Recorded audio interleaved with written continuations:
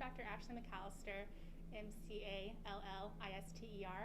and I'm a sports medicine pediatrician here at OU Children's. I'm here to talk about return to school and sports safety. Hi, I'm Dr. Amy Bax, AMIBAX, and I'm a developmental and behavioral pediatrician and director at the OU Child Study Center, and here to talk today about emotional and academic well-being as we return to school. Good morning. I'm Laura Gamino, LAURAGAMINO.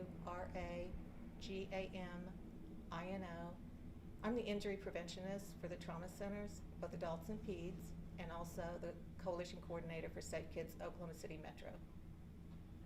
Great. Thank all of you for being here. Dr. McAllister, can you give examples of some safety practices that should be implemented into an athlete's routine as they go back to school?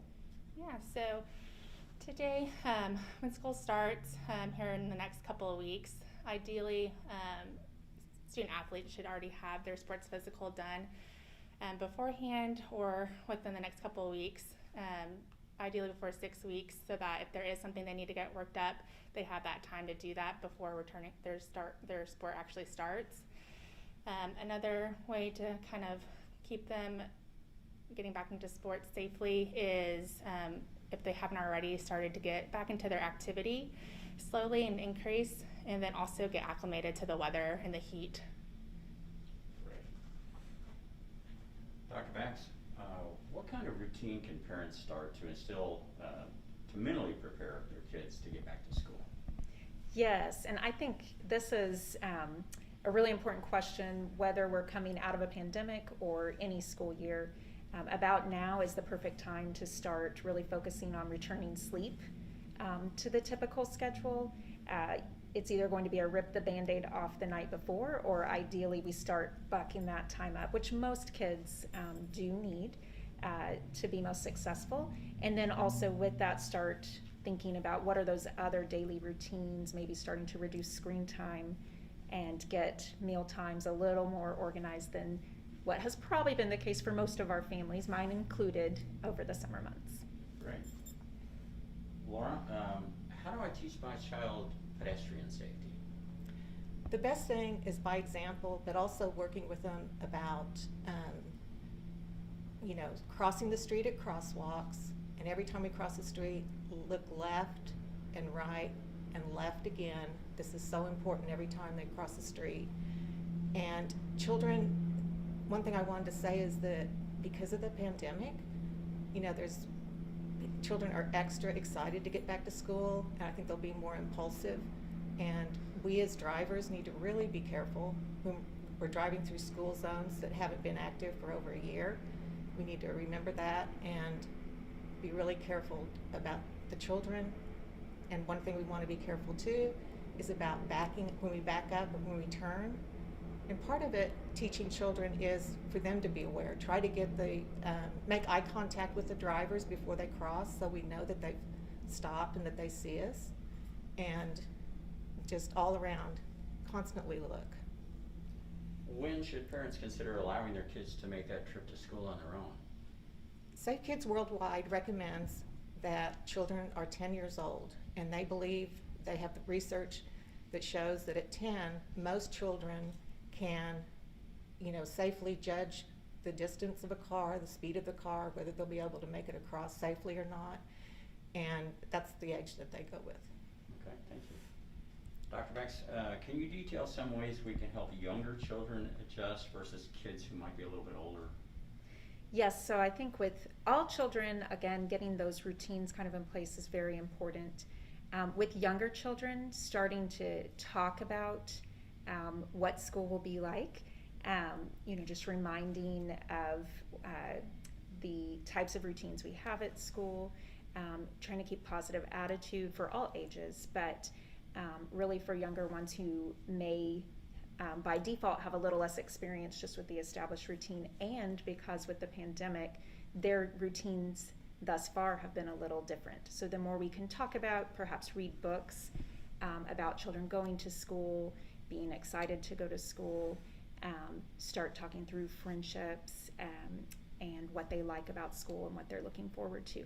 For older children, all of that is still really pretty important, just going to have a little different tone as you talk with older children about it, but trying to help them set goals for themselves for the years, what they would like to accomplish during the school year, both academically, but also with extracurricular activities and friendships, again, since this has been such a different year, remaining enthusiastic and helping them feel excited, but also giving them that opportunity to ask questions. A lot of children have questions, and some may or may not think it's okay to ask.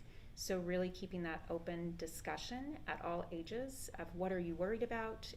As parents, we may not even realize some of the things that are going through their mind more, especially some that are a little more prone to anxiety. So the more we can have that open discussion, show we're here to support children with whatever they bring to the table in return to school, the more likely we can get them set up for success. You mentioned those anxieties. How can we recognize when our children are having a rough time, and are there any good coping mechanisms that we can provide? Yes, I think right now we do recognize that pediatric mental health records of anxiety and depression are reaching all-time high in children, so this is especially important with everything that's gone on with the pandemic. This is critical at this point. So I think, again, having those discussions, helping children realize it's okay to express these feelings, and that helping them to normalize that if you are having some uncertainty, let's talk about it. There are ways to help. And then just teaching relaxation techniques, sometimes just simple breathing exercises can be very helpful. Also reading books. There's some really lovely children's books out there that specifically talk through anxiety around going to school. So that can be really helpful for a lot of children. And then if you're really sensing that it's more than just something we can address with those more straightforward measures, talking to your child's doctor and teachers or other professionals to see what other stronger levels of support your child might need. Right. Dr. McAllister, what are some general recommendations to avoid injuries on the athletic fields or in the gym? Yeah, so depending on your sport, one of the more important things is your safety equipment. So you want to make sure that it fits properly, whether it's helmets to protect your head, mouth guards to protect your teeth, pads, and then also making sure that your footwear is also in good shape and not worn down. So that's some of the things you can help prevent injuries. Other thing is, like we talked about earlier, warming up and making sure that you're acclimated to the environment, staying hydrated, and then also make sure that when you are practicing, if you do have any pains, that you take a moment and take a break and get that checked out by your coach or primary care physician. It leads me to the next question I have for you. Athletes are known for pushing through pain. Coaches are always telling you to suck it up. When is it a good idea to take a day off or go to a doctor? Yeah, so ideally with sports, if you're playing during a season, you should at least have 1 to 2 days off a week just to give time for your body to recuperate and heal from if there is any pains or aches. And so if it's a pain that persists even after taking a break, that's when I would recommend to go seeing a primary care physician. And then also if you have a child who plays a sport year-round, it's recommended that you take a break at least for 2 to 3 months out of the year to prevent overuse injuries. And what types of injuries would you usually see in a young athlete? So typically the most common are ligament sprains, muscle strains, and then bone fractures, especially in the younger kids who their growth plates haven't closed. They're more susceptible for fractures. Okay. Question from the media for Dr. Bax. Strategies for children who may not be returning to the classroom, whether they're immunocompromised or otherwise can't attend in person. How can parents help them cope with not being able to return to normal with their peers? Yes, this is definitely important because even though most children will be returning to an in-person setting, We are going to have more children now experiencing virtual or school from home probably than we did before the pandemic. And I think, things that we learned during this past year are definitely important to pay attention to how we still continue to support children academically and socially and emotionally, as it can start to feel isolating. Some children did thrive or do better in the environment if they are a little more anxious or stressed with the school environment, but many, after several months, can start to feel isolated.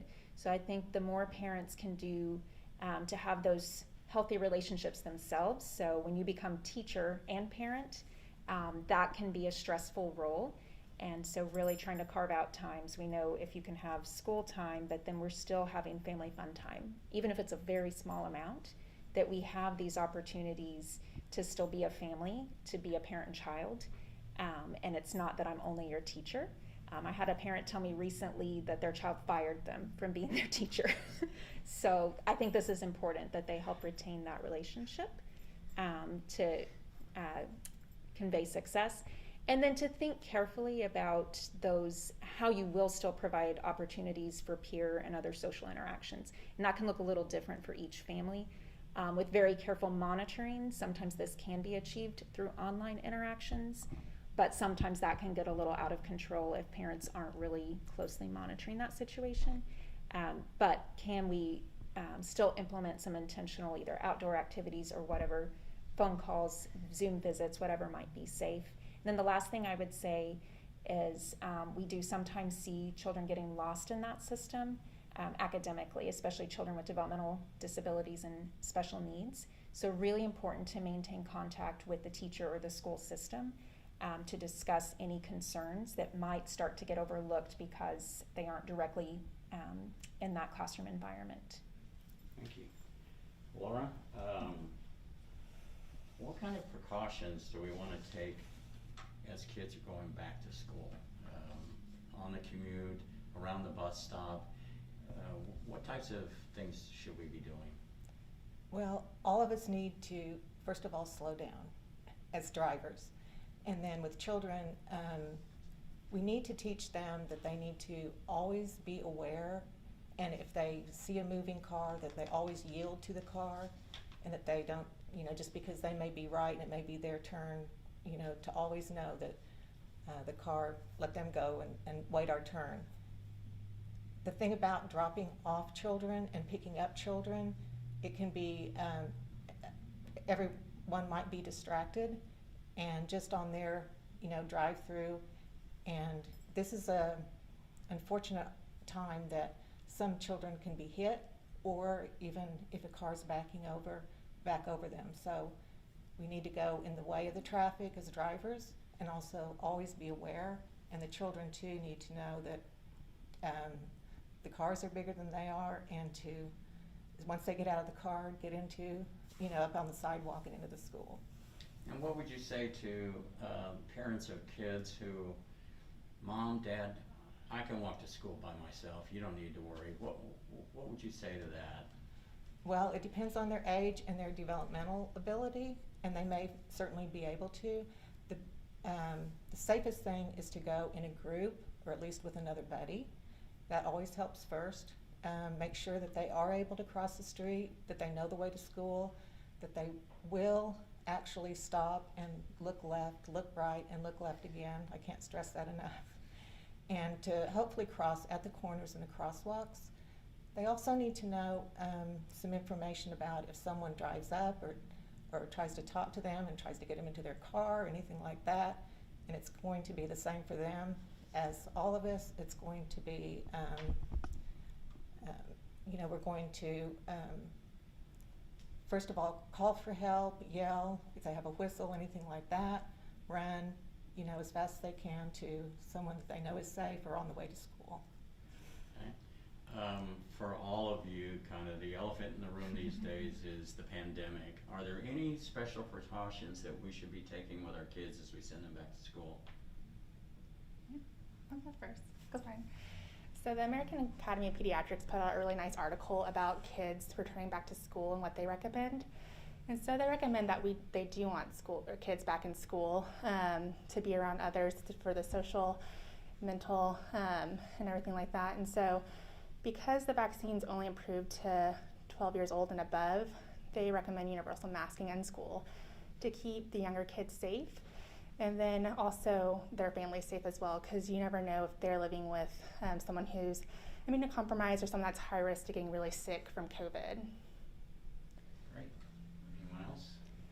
And I'll just add, I think along with that, the American Academy of Pediatrics, the CDC, and several other organizations do certainly recommend that those eligible for the vaccination do, if they haven't already, really, we all urge considering going and getting that, because that's going to be just really this effective way that we can take action to protect not only ourselves, but the children and other individuals who cannot be vaccinated at this time. Right. Couple of things, we live in a state where, or in a climate where we really don't get fall-like weather until almost Christmas time. Yeah. What types of precautions should we be taking both with our athletes, our student athletes, and just our kids as they go to and from school to mitigate that particular issue of the heat and the humidity? Yeah, so I'll go first just discussing about athletes. So to help prevent heat exhaustion or stroke. So it's important that if they're going to be in a sport in the fall outside, then they should go ahead and get out and maybe start doing some light activity in the weather to get acclimated. And then hydration is really important. So they should be drinking fluids before, during, and after practice or games to stay hydrated, and also an electrolyte drink if they have sweat a lot to also recover from being out in the heat for that long. Great. Dr. Bax, anything? I think those would be my similar recommendations. Behaviorally, it does affect us probably more than we realize, so hydration not only for our physical health, but emotional well-being too. Great. And Laura? I think it's been covered. Okay. How would somebody recognize the heat symptoms and where they need to? I know there are various stages of exhaustion, heat stroke. What are the symptoms that we need to, that coaches and parents and even our youth need to be aware of as we're going through this? So usually one of the first symptoms is that they might get heat cramps from the heat, and so if they're having any of those symptoms, they need to be removed from that environment into a cool area and start hydrating. If there are like cold ice towels around to help cool them down, as well as like an ice bucket where they can go sit if they really are in heat exhaustion, need to get further worked up and taken to the hospital. And so other symptoms can be they feel nauseous, dizzy, lightheaded. Initially their skin is kind of cold and clammy, and then it gets to a point where they're overheating and their body's not keeping up to where they're kind of more hot and dry. And so we want to prevent that from happening, because it can be fatal and also have a lot of other medical problems associated with heat exhaustion and stroke that we want to prevent. And can that happen, say, as we're walking to and from school out in the heat, or it's not unique just to an athlete, right? Yeah, that's true. And it also depends on, usually younger kids and like the elderly are the ones more susceptible to heat exhaustion and stroke. And so depending on, their health and how long they've been on the sun, if they're hydrated or not, can really depend on the symptoms that they may or may not have. Okay. Is there anything I haven't asked any of you all that you would like to say? No? Okay. I think so. Well, I have no further questions from the media, so I just want to thank each of you for doing this with us, and we hope everybody has a safe school year. So,